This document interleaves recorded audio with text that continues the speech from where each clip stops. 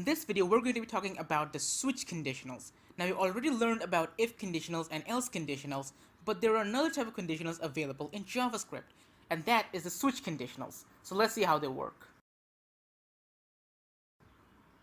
So we already know about if and else conditions in JavaScript. They can be used to define conditions and run different code based on which condition is true.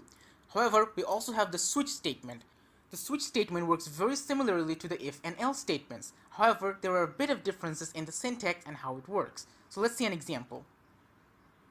So first we'll start with the variable n, which equal to 2. So variable n will equal to 2. Then we will start our switch block. Now inside the switch block, we first define the value we want to match with the cases. So in this case, switch, and inside the parentheses, we define the value. In this case, the value will be n. So this is what will be matched with different cases that we'll define in a second. So first we define switch, and then inside parentheses, we define the value to be matched.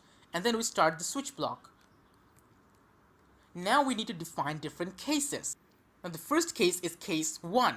Which means if n is equal to 1, then the code inside this case will be executed. Otherwise, it won't be executed. So case 1 means this code will be executed if n is equal to 1.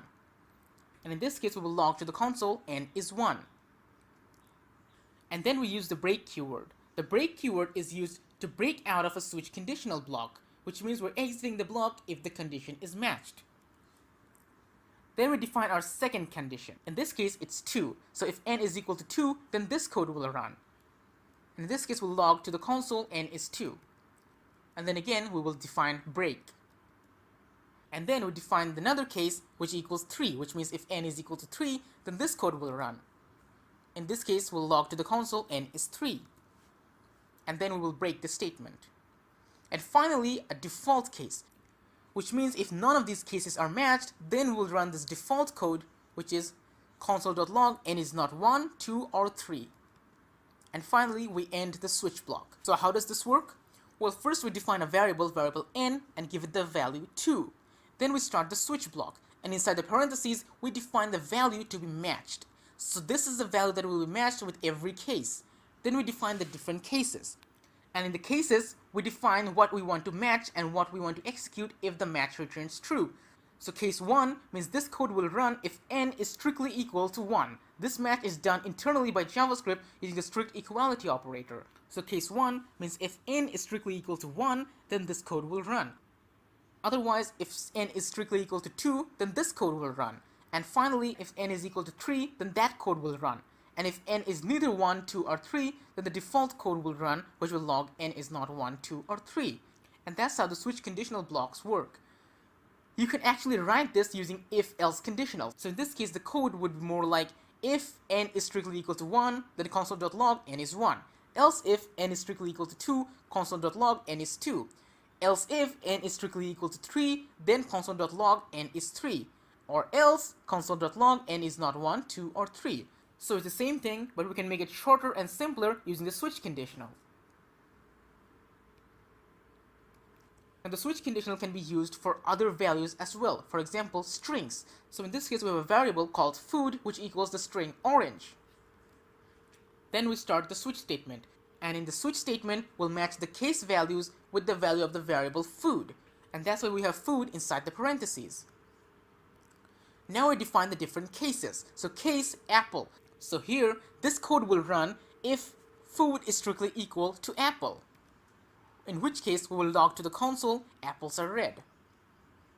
And then we break the switch. And the second case is case mango. So if food is strictly equal to mango, then we will log to the console, mangoes are yellow. And then again, we will break it. And finally, if case is orange, so if food is strictly equal to orange, then we will log to the console, oranges are orange. And this is what's actually executed. And then we finally end the switch block. So how does this work?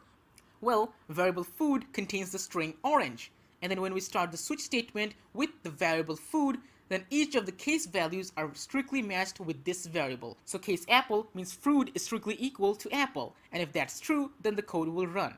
Case mango means food is strictly equal to mango, and if that's true, then that code will run. Or otherwise, if food is strictly equal to orange, then that code will run. Otherwise, none of these code will actually run. So in this case apple is not true because food is not strictly equal to apple. Similarly, case mango is not true as well, but case orange is true, and that's why that code is executed and we get logged to the console, oranges are orange. And that's the basic syntax of the switch statement. Now remember, inside a switch block, at the end of every case, we have a break statement, which is used to break out of a code block if a match is found. But what if we forget that break statement? The break statement is important because if you forget that break statement, the code will continue executing all the other cases regardless of whether the cases are true or not. So for example, if we have variable food which equals orange, and then we start the switch conditional with the variable food, then we define the first case, case apple, which equals console.log apples are red. And then we unfortunately forget the break statement. So instead of writing the break, we go on to the next case, case orange. And then we log to the console, oranges are orange. And then we again forget the break statement and move on to the case mango. And then we log console.log mangoes are yellow. And then we finally close the switch block.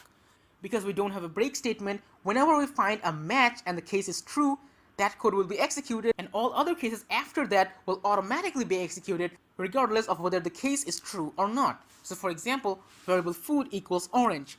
So the first case we have is apple, which is false because food is not strictly equal to apple, which means the code won't be executed. However, in the second case we have orange, and food is strictly equal to orange, which means that code console.log oranges are orange will be executed, and that is what will be logged to the console. However, because we don't have a break statement, we won't break out of the switch block, we won't exit the switch block, and the code for the other cases will continue executing regardless of whether they're matched or not. So case mango, which shouldn't be executed because food is not strictly equal to mango, right? But console.log mangoes are yellow is also executed. So we get two strings logged to the console, oranges are orange and mangoes are yellow. And that is because we forgot the break statement. So if you forget the break statement, then whenever JavaScript finds a match, then the code will be executed and all other cases after that will automatically be executed regardless of whether they actually match or not. And that's why you need the break statement if you only want the code inside the matched case to be executed. Otherwise, all other code after that matched case statement will also be executed.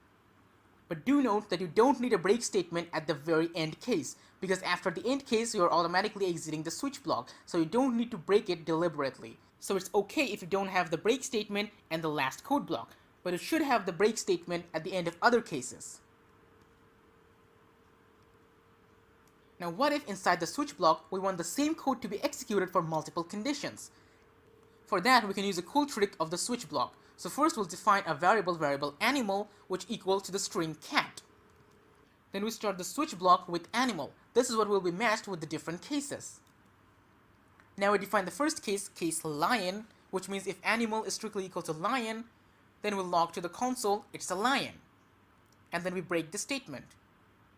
And then we have case cat, which means if animal is strictly equal to cat, then we'll run some code. However, we don't define any code yet. And then we move on to case bird, which means if animal is strictly equal to bird, then we log to the console, it's a pet cat or a bird. And this is what actually executed. And then we break the statement. And finally we have a default, which says console.log, it's something else.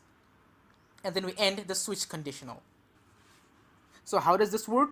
So in this case, if the animal is lion, then we'll get logged to the console, it's a lion. However, if it's either cat or a bird, then we'll get logged the same code, it's a paid cat or a bird. So this code is executed if it's a cat or a bird, or otherwise the default code is executed.